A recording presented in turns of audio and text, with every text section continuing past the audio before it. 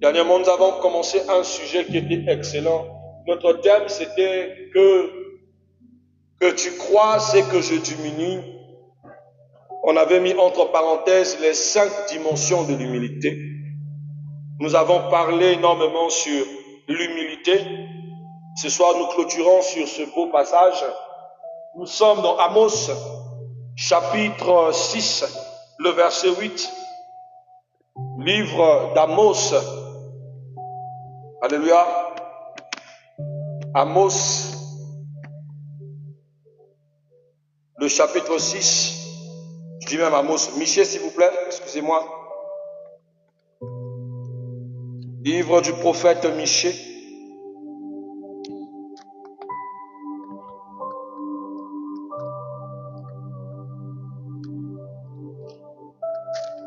Le chapitre 6, le verset 8. Je lis au nom du Seigneur. Est-ce qu'on peut se lever? C'est la première lecture. Amen. On t'a fait connaître, ô homme, ce qui est bien. Et ce que l'Éternel demande de toi, c'est que tu pratiques la justice, que tu aimes la miséricorde et que tu marches humblement avec ton Dieu. On t'a fait connaître, ô homme, ce qui est bien. Ce que l'Éternel demande de toi, c'est que tu pratiques la justice, que tu aimes la miséricorde et que tu marches humblement avec ton Dieu. Parole de Dieu Tout-Puissant. Merci Seigneur. La Bible dit, on t'a fait connaître, ô homme, ce qui est bien. Une éducation qui constitue le bien même en soi. On t'a fait connaître ce qu'il faut faire, la meilleure des conduites que tu dois avoir, homme. Et ce que l'Éternel demande de nous, dit la parole. Il veut que nous puissions marcher dans quoi? Dans la pratique de la justice et d'aimer la miséricorde, mais surtout de marcher humblement avec Dieu. Mon thème de ce soir, bien-aimé, c'est le témoignage de l'humilité.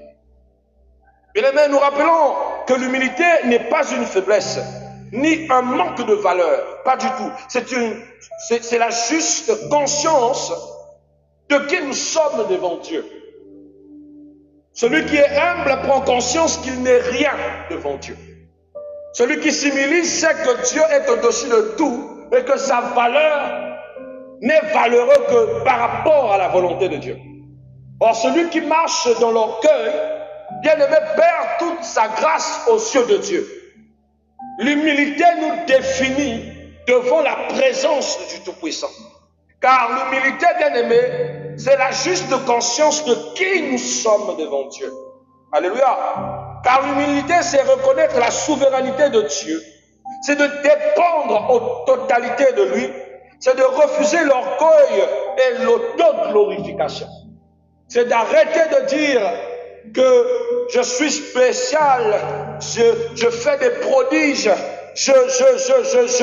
pour dire Dieu, mon Dieu est spécial, mon Dieu accomplit des prodiges, mon Dieu fait des exploits. Alléluia, alléluia.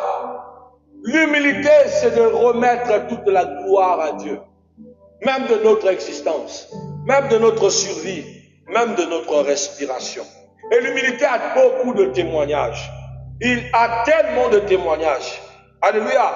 Vous devez savoir que l'humilité en soi est une preuve visible du témoignage.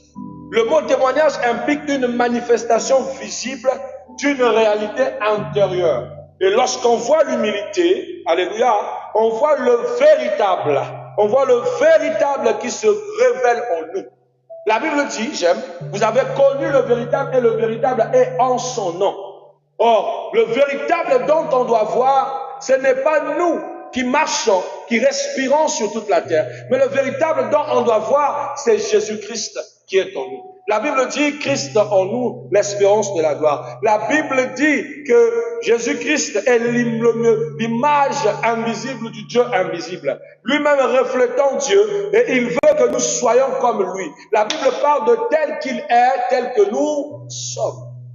Donc celui qui rentre dans la dimension de l'humilité, rentre lui-même dans un témoignage, une preuve visible de la manifestation visible du Seigneur. Car l'humilité véritable se voit. Elle se manifeste dans nos paroles, dans nos attitudes, dans nos réactions, dans notre manière de traiter avec les autres, de se comporter avec les autres, dans notre manière d'être avec notre environnement, avec notre entourage. Alléluia. Matthieu chapitre 5, verset 16 dit que votre lumière luise ainsi devant les hommes. Et cette lumière, bien aimée, c'est tout ce que nous avons acquis de la part de la parole. C'est la vie que nous avons arrachée de près de la parole qui doit luire au-dessus et devant tous les hommes. Et cette vie commence par le caractère le plus principal de Jésus.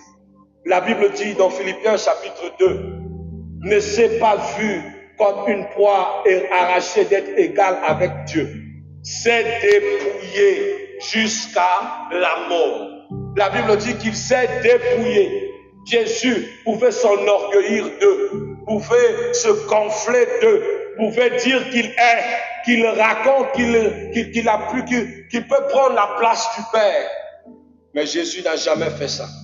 Jésus est resté humble jusqu'à la mort. Jésus a présenté le Père. Il a présenté le Fils. Jésus s'est présenté comme une simple poussière, inutile, comme s'il était là, juste pour accomplir un exploit de la volonté de Dieu lui-même. Tandis que lui-même, la Bible dit qu'il donne sa vie à qui il veut. Personne ne le force. Ce n'est pas un sacrifice forcé, c'était un sacrifice volontaire. Alléluia, alléluia. La Bible dit dans Philippiens 5, 8, je vais prendre une partie, dit, lui qui était en forme de Dieu s'est dépouillé lui-même, il s'est humilié. Pourquoi pas vous et moi? Vous devez savoir que, bien aimé, Jésus est le modèle parfait de ce que représente l'humilité. Ce que Jésus nous enseigne, il nous enseigne à rester humble, à servir dans la vérité, dans la quiétude, dans la paix, dans l'amour, jamais dans l'orgueil. La Bible dit qu'il avait toute autorité, mais il a servi. La Bible dit qu'il était élevé, mais il s'est abaissé. La Bible dit qu'il était roi, mais il a lavé les pieds de ses disciples. Alléluia. La Bible présente une grande figure puissante, mais qui est restée dans l'humilité. Vous devez savoir, bien aimé, que l'humilité ne diminue pas votre grandeur. Bien au contraire, elle la révèle. C'est dans les petites choses qu'on sait reconnaître les grandes personnes ou les grands cœurs. Bien aimé, il ne suffit pas de venir dire « je vais construire des hôpitaux, je veux guérir ceci, je veux faire cela » que ça fait de vous un grand homme.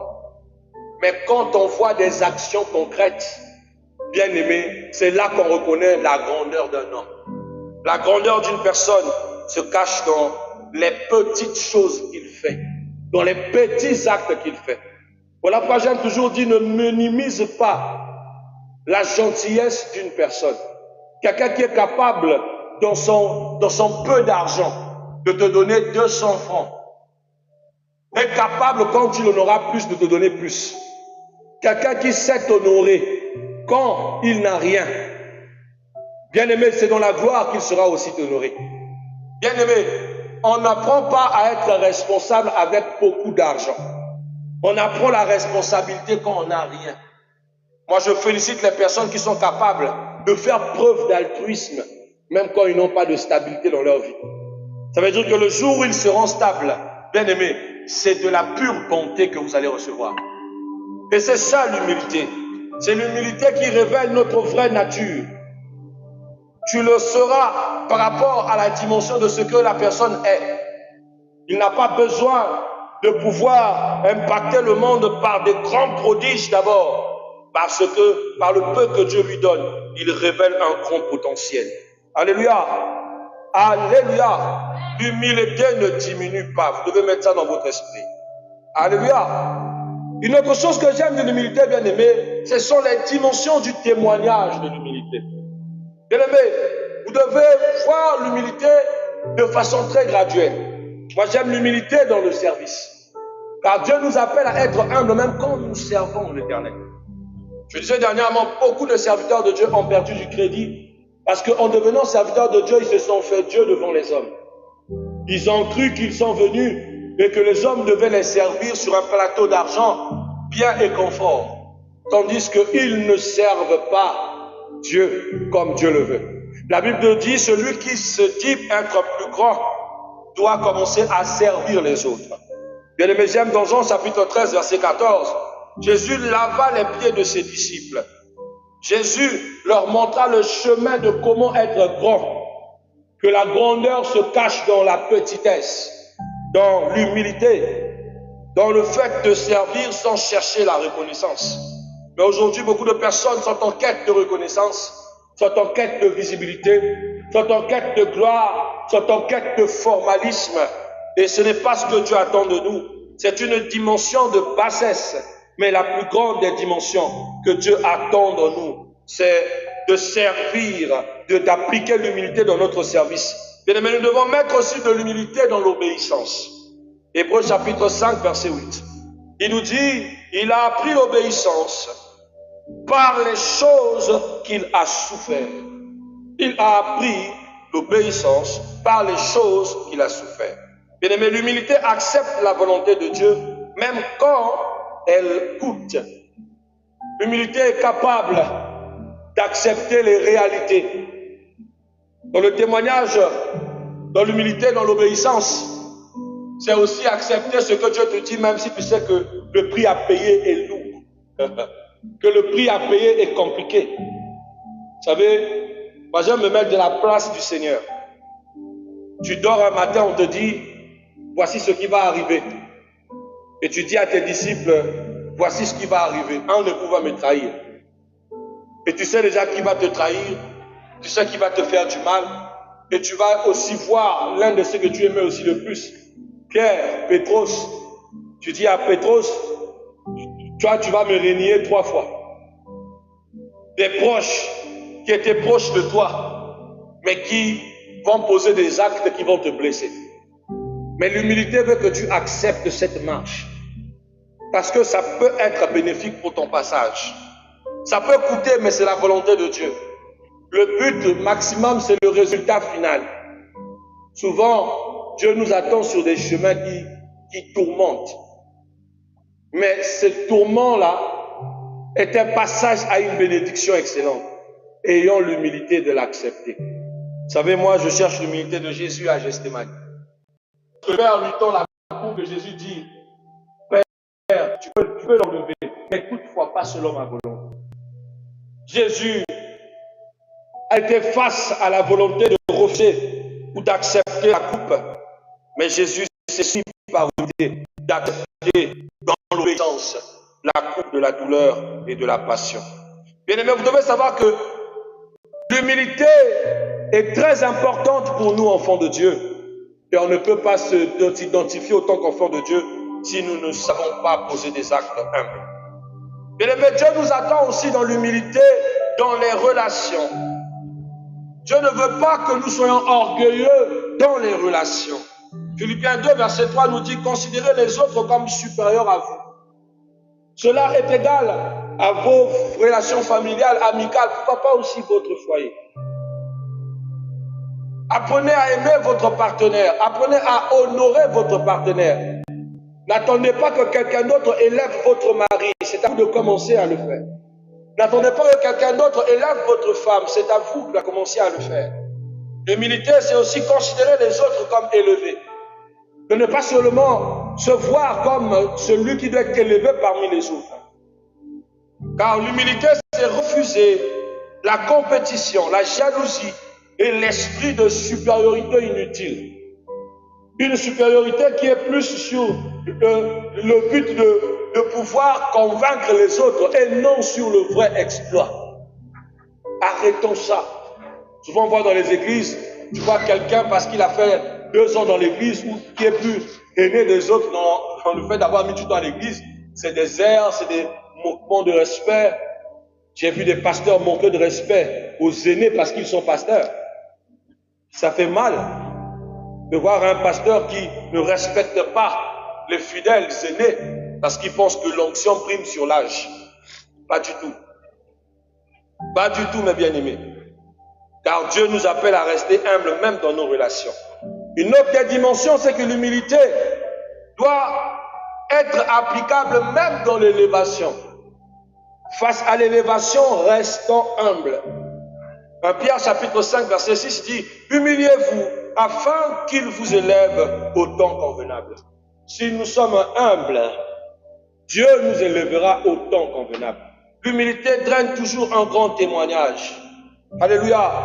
Bien-aimé, un grand témoignage. Et l'un des témoignages les plus percutants de l'humilité, c'est l'élévation.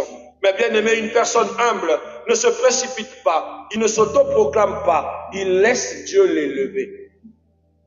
Moi, j'ai déjà vu des personnes qui disent, le pasteur ne m'a pas positionné à prêcher, pourtant je prêche plus que le pasteur, je dis. Je sens que j'ai plus l'onction que la sœur Tina. Je sens que je suis plus qu'un tel. Bien-aimé, l'humilité ne s'autoproclame pas. Là où il y a la grâce, il y aura toujours une distinction. L'Éternel m'envoie en asile, dans la vallée des Beraka. Il m'a dit, personne ne doit connaître ton identité. Je suis arrivé comme un simple frère. Et je devais participer à toutes les séances comme un simple frère. L'Éternel m'a dit, tu iras à la jeunesse. Je dis, Seigneur, là-bas tu m'envoies, c'est pour m'afficher. Il m'a dit, tu y vas. Je suis allé à la jeunesse. À la jeunesse, il y avait une forme de truc qui se passait à l'église où de temps en temps, on faisait passer des frères pour faire des exhortations. Alors bien aimé, un jour, c'était arrivé à mon tour de faire l'exhortation à l'église. Alors je devais composer cette exhortation. Je peux vous dire, bien aimé, que j'avais mon exhortation en tête en tant que prédicateur. Nous marchons toujours avec la judiciaire déjà engagée. Et j'ai exhorté la jeunesse ce jour-là. C'était tellement percutant que le pasteur principal de l'église m'a écouté prêcher. Il était dépassé qu'il a couru dans la salle pour regarder l'enseignement jusqu'à la fin. C'était tellement percutant que les jeunes étaient touchés.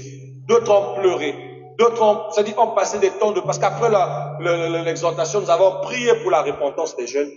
Et j'entends dire le pasteur, tu m'as caché ce genre de potentiel. Pourtant, je n'ai pas voulu cacher. L'Éternel m'a dit, tu vas à Konito, dans la vallée de Beraka. Tu es en exil et en repos. Et mais c'est là-bas que Dieu a déployé certains talents qui a fait que le dimanche même, d'après ce service, bien aimé, je suis convié à monter pour la première fois sur chair, à prêcher au culte du dimanche, après l'exhortation du samedi. Je ne m'attendais pas à ça. Mais l'homme de Dieu m'a posé la question. Il me dit, je ne vois aucune crainte de la foule en toi, aucune peur de la confrontation. Tu as l'habitude de parler de Jésus. Il dit, avec mes frères, sans savoir qu'il est face à son propre frère serviteur de Dieu. C'était un spectacle, un régal. Mais je voulais prendre par cet exemple que celui qui est une lumière, même caché dans les ténèbres, on le reconnaît toujours. Celui qui a une grâce, même entassé dans un tas d'ordures, on reconnaîtra toujours ta grâce. Ne force rien, ne prouve rien. Sois sûr, tu as la chose de Dieu. Est-ce que tu peux dire avec moi, j'ai la chose de Dieu? Oui, bien-aimé, tu n'as pas à forcer ta nature. Une sœur bénie de Dieu ne force pas sa nature. C'est la nature qui va imposer le respect autour de toi. C'est la grâce que Dieu a mise en toi qui va imposer que tu es le choix de Dieu. On ne force pas. Des fois, je vais dans les milieux, je ne me présente même pas. Pour dire, oh, il est pasteur, pas du tout, je me tais. Je laisse faire les choses. Ce n'est que dans mon langage et dans ma façon de m'exprimer que certains diront, celui-ci est le serviteur de Dieu. Celui qui a la grâce pourra observer qui je suis. Au cas contraire, je reste et je me tue pour éviter de l'auto-proclamation et l'auto-glorification. Laissez Dieu vous élever. Alléluia. Ne forcez rien. Amen. Amen. Sinon, vous allez emmener dans votre vie les ennemis du témoignage de l'humilité. Elles sont laquelle? Il s'agit de l'orgueil caché qui peut être spirituel ou intellectuel. Vous allez forcer la nature par l'orgueil. Vous allez vouloir que tout le monde reconnaisse que vous êtes pasteur, vous êtes onctionné, vous avez la capacité. Oh bien aimé, c'est à Dieu de faire votre palmarès, ce n'est pas à vous. Un autre ennemi du témoignage de l'humilité que vous allez développer, c'est le besoin de validation humaine. À chaque fois, vous avez besoin que votre milieu vous valide. Comme si l'appel que Dieu vous avait donné ne suffisait pas. Que vous ne vous suffisez pas à ce que Dieu vous ait appelé. Que vous avez besoin en constance que le monde approuve votre identité. Bien aimé, je n'ai pas besoin que quelqu'un me rappelle qui je suis. I know who I am. Vous devez savoir ce que vous êtes. Et personne ne doit vous le rappeler. Et vous ne devez pas chercher votre identité dans le regard d'autrui. Amen. Car sinon, le besoin de validation va vous pousser à faire des choses pour prouver aux hommes, pour le proving. Et c'est en ce moment que vous allez perdre votre identité. Une autre chose qui est l'ennemi du témoignage de l'humilité, la comparaison. À chaque fois, vous serez dans un challenge. Vous savez, Dieu m'a donné la grâce d'avoir plusieurs fils. Et j'avais mes fils et je voyais toujours qu'ils régnaient entre eux. Pour certains, un amour inconditionnel, sans jugement, de grâce, et pour d'autres, un esprit de comparaison. À chaque fois, papa, tu es trop flexible avec un tel. Papa, un tel, tu es trop flexible. On a l'impression que lui, tu le valorises. Papa, pourquoi les gens apprécient plus l'enseignement du pasteur Joseph que du pasteur un tel? Pourquoi c'est comme ça? Toujours une vie de comparaison. Oh, bien aimé, la comparaison est l'un des ennemis de l'humilité. Parce qu'à chaque fois, tu ne feras pas les choses pour la gloire de Dieu, mais pour pouvoir faire comparaître les autres, pour qu'on trouve une nuance entre toi et les autres. Mais tu dois rester toi. Dans mes débuts, quand j'ai commencé, mon père dans la foi ne se reconnaissait pas dans mon langage. Il me dit, tous mes fils prêchent comme moi. Pourquoi je ne retrouve pas mon langage en toi? Je ne sais pas. Moi, j'aimais beaucoup écouter quelqu'un comme des gens comme Jimmy Swaggart. J'aimais écouter Billy Graham. J'aimais écouter l'apôtre Billy Père. Et ce sont des personnes qui m'ont beaucoup influencé dans ma manière de prêcher. Mais j'aimais aussi beaucoup écouter son épouse, l'épouse de mon père dans la foi, maman Amy, qui prêchait tellement bien. Et mon père me disait, je ne retrouve pas ma tonalité en toi, parce qu'il cherchait une tonalité physique. Il voulait me comparer avec les autres fils. Mais au fur et à mesure, l'Éternel a dit, oh, tu ne reconnais pas sa manière de faire, mais c'est ma manière de faire. Jusqu'à un jour, papa n'était pas là, et je devais prêcher à l'assemblée. Et pendant que je prêchais à l'assemblée, les gens racontaient à papa, à son absence, que mais ton fils prêche comme toi. Mais pourtant, bien aimé, nous n'avons pas le même timbre vocal. Il arrivait des temps où si je ne suis pas à la communauté, tu ne le sauras pas parce que la voix qui résonne dans l'église sonne comme la mienne. Or, quand tu rentres, soit c'est le pasteur Youssef, ou soit c'est le pasteur Jude Emmanuel. Même quand il chante, moi je sais que c'est la voix de Jude qui chante, mais les gens disent que mais je croyais que c'est toi qui chantes. Parce que l'onction et la grâce déterminent ce que vous êtes et prouvent la nature de ce que vous avez reçu. Tant que vous ne vous comparaissez pas, mais quand il y aura comparaison, vous ne sortirez pas l'image et la profondeur de ce que vous avez reçu. Je dis encore, tant que vous allez chercher à faire des comparaisons, vous n'allez jamais refléter l'image de ce que vous avez réellement reçu. Vous montrerez que votre orgueil, votre vanité et votre bassesse. C'est à cause de ça qu'on a plus des pasteurs qui montrent l'apparence de leur vanité que de la profondeur de leurs écritures. Ils veulent prouver de la connaissance qu'ils ont, mais qui ne donnent aucune vie, aucun impact, aucun goût de changer, aucun goût d'aller à l'église, aucun goût de donner sa vie à Jésus, aucun goût de ressembler au Seigneur. Juste une éducation orgueilleuse. Et le Seigneur nous dit de fuir les vains discours des faux docteurs. Alléluia. Alléluia. Un autre ennemi qui va susciter en toi, c'est l'autosuffisance. Parce que tu vas te dire que I'm error. I got powers. Je suis. Or, même le Christ nous enseigne une chose, que tout ce que je suis vient de Dieu. Le Fils ne fait rien. Il pouvait dire aussi que le Fils est autonome. N'est-il pas Dieu? Mais il dit, il ne fait rien. Tout ce que le Fils fait, il a appris de qui? De son Père. Le Fils veut disparaître pour que le Père s'élève. Et le Père dit, lorsque vous aurez adoré le Fils, c'est là où vous connaîtrez le Père. Le Père prend plaisir de présenter son Fils parce que son Fils est humble. Le Fils montre le Père montre le Fils. Mais toi, tu ne veux pas montrer le Père par tes actions. À quel moment Dieu va témoigner tes œuvres? Mais Christ dit, je fais connaître ton nom, Père, le nom que tu m'as donné. Et la Bible dit, à cause de ses œuvres, Dieu l'a souverainement élevé. Le Christ a élevé Dieu, Dieu l'a élevé. La seule manière d'élever Dieu, bien aimé, c'est dans nos actions, en restant humbles, en restant justes, en mettant Dieu en primauté, en arrêtant de s'accorder ou de s'attribuer des gloires qui ne sont pas non, mais qui viennent de Dieu. Car bien aimé, dit Proverbe 16, verset 18, l'orgueil précède la chute. L'orgueil attirera toujours la chute sur votre chemin. Amen. Alors savourez avec moi, bien aimé, les fruits visibles de l'humilité, qui sont la grâce divine, la paix intérieure, la faveur, l'élévation durable. Car ce sont les fruits qui ne naissent que dans l'humilité. Jacques 4, verset 6 dit, Dieu résiste aux orgueilleux, mais il fait grâce aux humbles. Marcher dans l'humilité n'est pas un signe de faiblesse, c'est marcher dans l'identité même de notre foi.